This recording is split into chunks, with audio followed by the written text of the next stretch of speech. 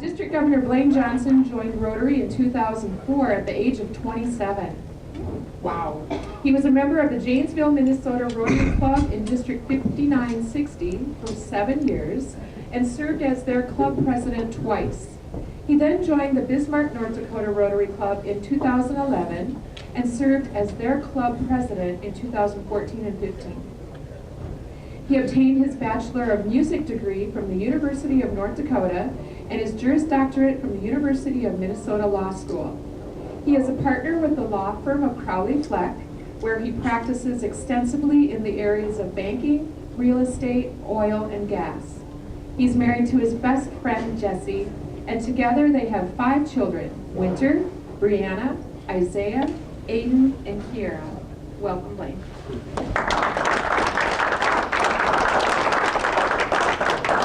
Good afternoon, everybody. The very first club visit that I made in Watford City, they skipped that boring introduction. And they simply said, Blaine is not your typical district governor. Welcome, Blaine. And I was on. And in some regards, I think that is the best introduction that I've ever had. Anybody have an idea why I'm not the typical district governor? I'm young. 5 kids. I'm still working. I'm not retired. My wife is a professional as well. She's not traveling with me. The Walker Club said I'm not 85 yet. And it's true. I'm one of the youngest district governors that this district has ever had. There's one individual that can claim the title, and he beat me by about 3 months. And he never lets me forget. But I do have the opportunity to be the youngest district governor serving Rotary International this year across the globe. And I'm very proud of that. But more so, I'm proud to be from a district that was willing to accept someone that didn't fit in their traditional box. I'm not retired. I'm still working. I've got a family. I've got 5 kids. And that nominating committee had every right to say, how crazy is this guy? And they probably should have. But they took a chance on me, and I'm grateful for that. And I'm grateful to be a part of a district that was willing to do so. Now, it's not always been that case. So when I first interviewed to be district governor, one of my competition looked at me and said, you don't have enough gray hair to be a district governor. And I'm working really hard on being the best district governor that I can be. But my response was simply to acknowledge, but I have hair.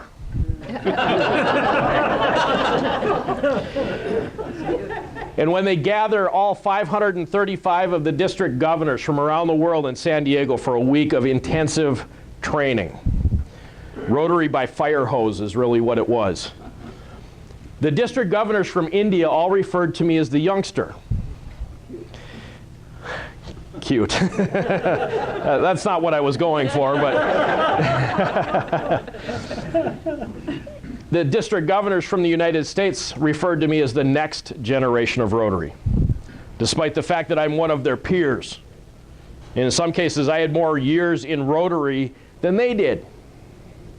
But there was one individual that took the cake. We're sitting in a breakout session discussing young professionals within our organization. And he blurted out, anyone in their 30s or 40s is incapable of being a leader. He said, they've got leadership potential, but they don't yet have the life experiences to exemplify true leadership. And before I could jump over my table and pummel him, I said, but what about Paul Harris? Paul Harris was 37 years old when he founded this organization. The very first 4 Rotarians, the average age was only 38. And he sat back in his chair, and he folded his arms, and with a smug look on his face, he shut up. That was a very narrow-minded point of view.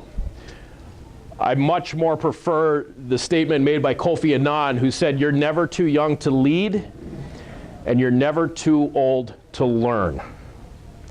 There's a lot more truth and a lot more dignity in that phrase than foolishness of, "You're too young to be a leader." The funny thing is that his name was Werner Effing. So for the rest of the week, he was the effing district governor. A well-deserved title, if you ask me. So being the not-so-typical district governor, one of the things that I don't do is stand behind the podium, and I don't lecture you about foundation giving, and I don't lecture you about membership goals. Those are important things. But one of the things that I do like to do is meet the individual in the room that's been a Rotarian the longest. I see finger pointing. Who's the guilty party? Well, I don't know if I've been a Rotarian the longest, but I've been in this club 51 years this month. 51 years. Can anybody beat 51? You're the lucky winner then. And he's an attorney besides. Even better. And I joined when I was 27. Same as you. You want to be district governor? You're in 51 years. John, was it? Yep. John, 51 years ago, why did you join? Can't remember. Get out of the house. Yeah, what was 51 years ago? I don't know. I wasn't around. Well, I saw it as an opportunity to serve, to be involved in the community. And this club was one that I looked at, and it was the #1 club, and I thought if I can get into that, I will do so. So service and an opportunity to give back. That's right. We have more in common than what I've mentioned so far. Oh, great. I also have 5 children, and I'm also an attorney. But I don't practice anymore, if I ever did. You can have the mic if you want. So John, 51 years, week after week after week after week after week for what seems like eternity. Why do you keep coming back? For the same reason. You're never too young to be a leader, but you're never too old to give back. And so here I am. Great. So the service really drives your participation. That's great. Thanks, John. Who's our newest member?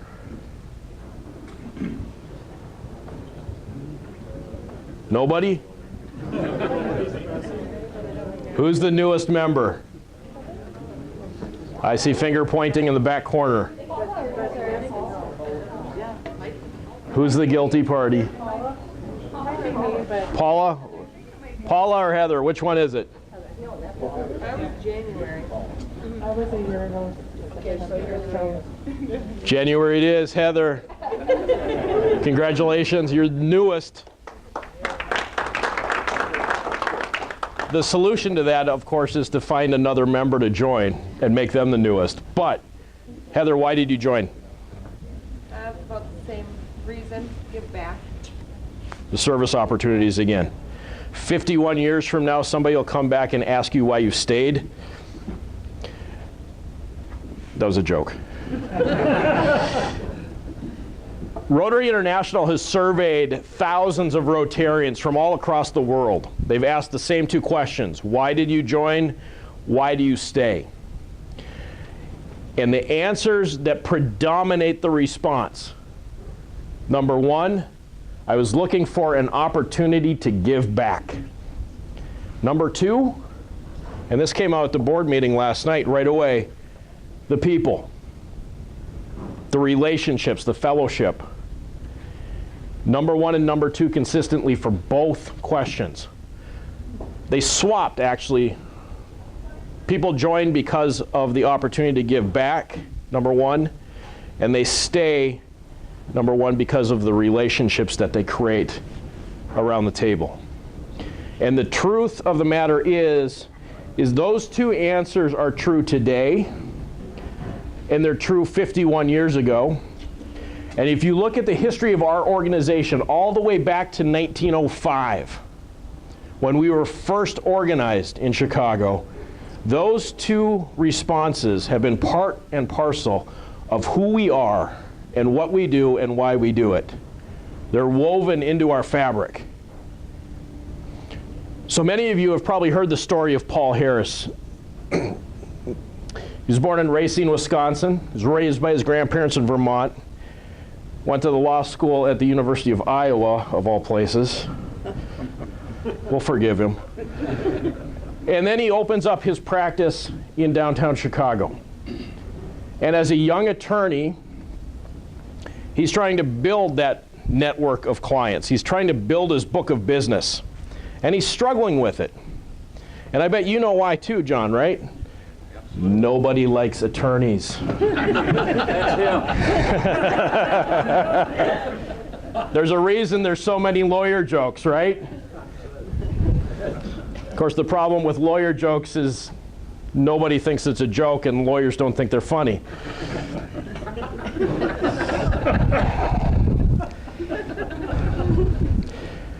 But as a young attorney, he's working his butt off to build his business, and he's trying to make those relationships. And one evening, he goes out for dinner with a colleague of his.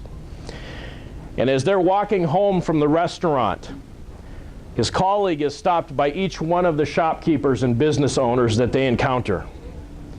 And if you're Paul Harris, in that very moment, you have to be just a little bit jealous. You've been working so hard on doing what we call networking now. But his friend is Mr. Popular. And Paul Harris thinks about this, and he says, there's got to be something I can do that will work better than what I've been doing. So he calls up one of his good clients, and he tells him about the story, and he says, I've been thinking there's got to be a solution here, and I think we would both be better off if we had a personal relationship with one another outside of our business relationship. And his friend agreed. And the two of them found another two individuals, and January 23rd of 1905, they meet at the 7-Eleven room in downtown Chicago for the very first Rotary Club meeting. We were started with the purpose of building relationships. Business networking, making connections, making friends. But they realized that that in and of itself was not going to be enough to hold those four together. And in fact, within 6 months, one of them left. The Rotary has always had a retention problem. They realized, however, that there was one thing that unified them all. They all had a strong desire to give back to their communities and make them better places to live. Service. Anyone know what the very first service project was for Rotary? Jack? Was it a bathroom downtown Chicago? You're close, but that was number 2.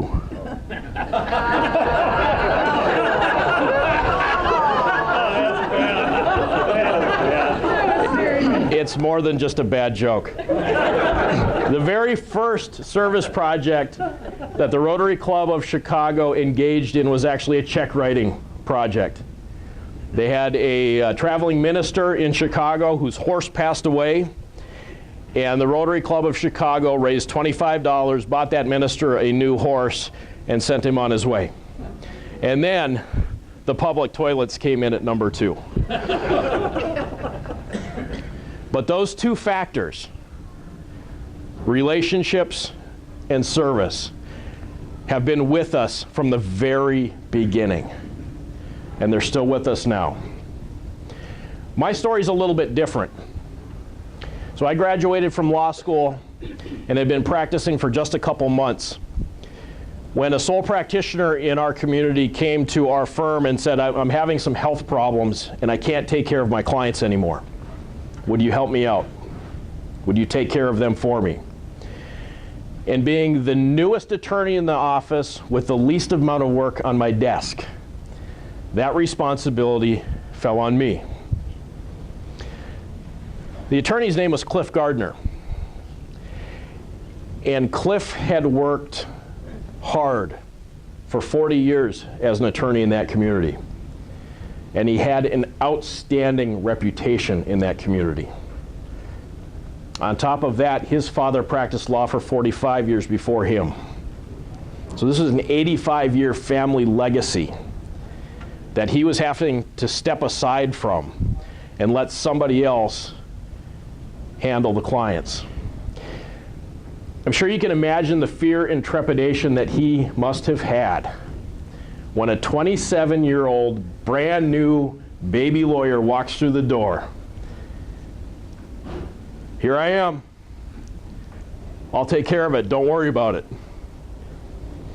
But Cliff gave me some of the best professional advice that I have ever received. He didn't talk about drafting briefs or appearing before the court or representing clients. He simply said, if you're going to practice law in this community, you need to be a member of the Rotary Club. He didn't say why. He didn't explain it. He didn't tell me what Rotary was. He just said, you need to be a member. I knew nothing about this organization. I didn't know why they met. I didn't know who they were, what they did, what their purpose was. I knew nothing. And Cliff didn't tell me, but he said, I knew Cliff well enough to know that he wasn't going to lead me astray. His advice was solid. And it took me about 2.5 years, meeting week after week after week, to realize the value of his wisdom. You see, for 2.5 years, week after week, I had the opportunity to sit down at the table with the bank president and the city mayor and the county commissioner, the insurance agent, the publisher of the newspaper, the doctor, the dentist, the owner of the hardware store. You can tell anybody who was responsible for getting anything done in that community was a member of that club. And week after week after week, I had the opportunity to build those relationships with those individuals, to get to know them and allow them to get to know me. And in business, who do we prefer to do business with? This is interactive, by the way. People we know, people we trust. Exactly. Were you here this morning to hear me in Central Lakes? People we know and people we trust. We prefer to do business with those individuals, and what better way to build those connections than right here in this room?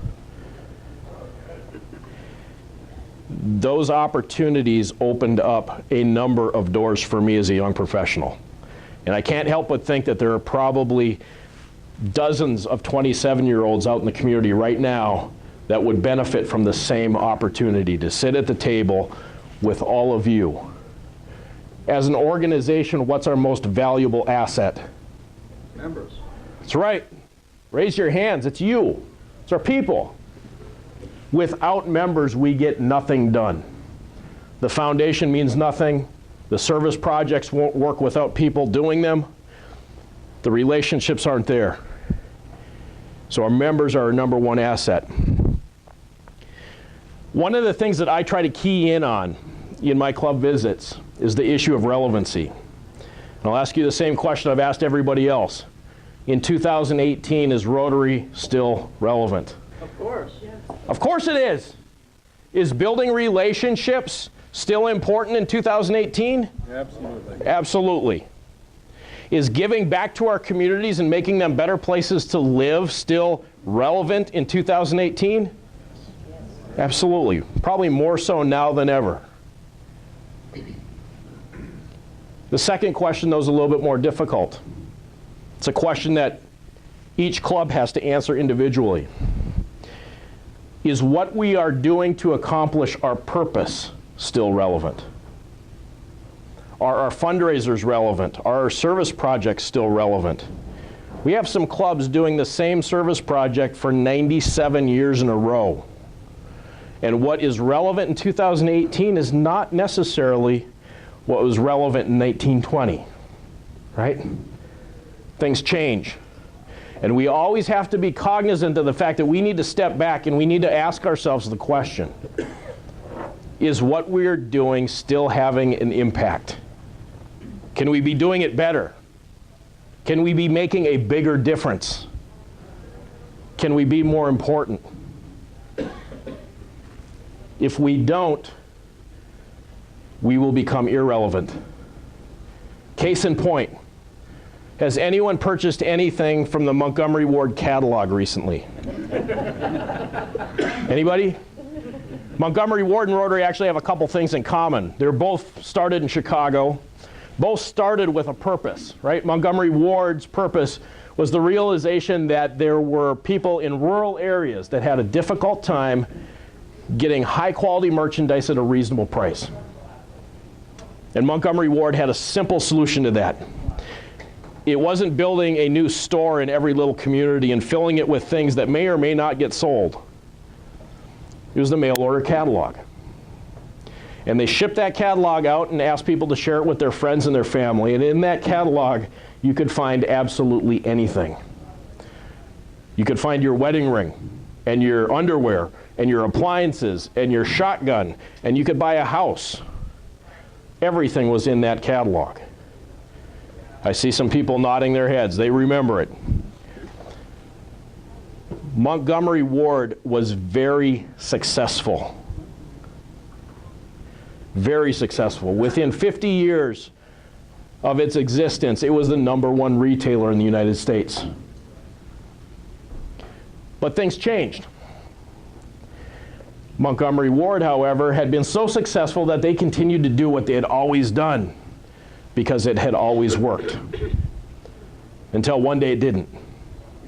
So in 1872, when Montgomery Ward was first started, what's the primary method of transportation?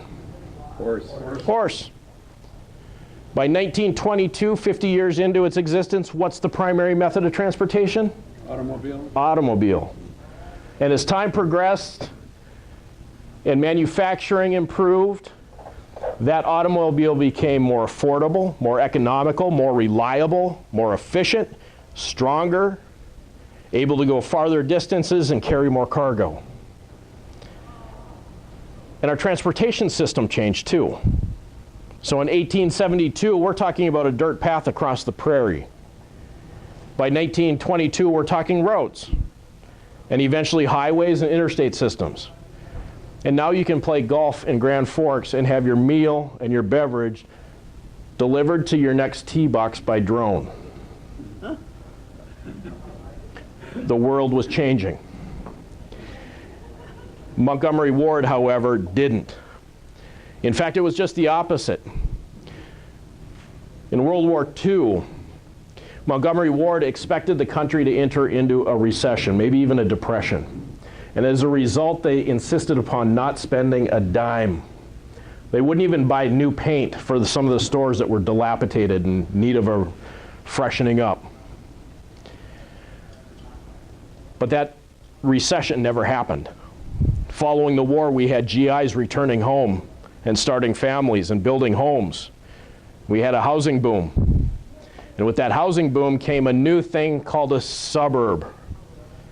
And with the suburb came a new way of shopping. It's the mall. And when those malls started popping up, it wasn't Montgomery Ward that got the prime anchor spots because they weren't spending money. It was their competition, Macy's, JCPenney's, Sears. And as a result, they lost market share. They continued to dwindle and dwindle because they weren't investing in themselves and they weren't staying relevant.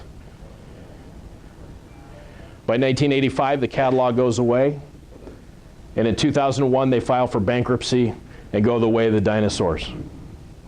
And as an organization, we have to be aware of that path. Because if we stop investing in ourselves, if we stop looking at our purpose and the way in which we accomplish our purpose, we too will end up in the same spot. Okay? Is there anyone in the room that would like to watch the Super Bowl this year on a 13-inch black and white console TV? Nobody. And in fact, we'd laugh if someone in the room said, I'm going to do that because I've always done it that way. Have you not heard of the big screen? And if that justification is not good enough for the Super Bowl, it shouldn't be good enough for us either. Change is nothing new to our organization. It's been going on since the very beginning. In fact, in 1911, when the Rotary Club of Winnipeg was founded, it was the first international club, that was a change. Up until that point, we were a national organization, and there were a lot of Rotarians in that organization that thought it should remain in the United States. But our founder, Paul Harris, said no. Paul Harris was very progressive and very intelligent. He said, no, Rotary must be evolutionary at all times and revolutionary on occasion. We must constantly be evolving to make sure that our purpose is still relevant. And if we don't, sometimes we need to kick ourselves in the butt and do something revolutionary to catch up. So in 1987, when women were first allowed into our organization as members, was that evolutionary or revolutionary? It's revolutionary. And we had some members slam their fist down on the table and get up and stomp their way right out the door, and good riddance. We are a better organization now. We're a better organization now because of a revolutionary change. We're better off because there are women in our midst. We're better off because of diversity and differences of opinion. We're better because of it. As Rotarians, we really have two obligations, right? We have an obligation to honor those that came before us and built this organization into what it's become now. But we also have a responsibility to future generations. My kids, your kids, grandchildren, to make sure that this organization is still relevant and still successful in the future. For the last 113 years, Rotary has existed without a vision statement. And the board just adopted one last fall. And it's very poignant and very representative of who we are and what we do. And that vision statement simply, together, we see a world where people unite and take action to create lasting change across the globe, in our communities, and in ourselves. And if you think about it, that's exactly what we do. We take people from all different walks of life, different professions, different perspectives, different opinions, different talents, different religions, different skin colors, and we check those differences at the door.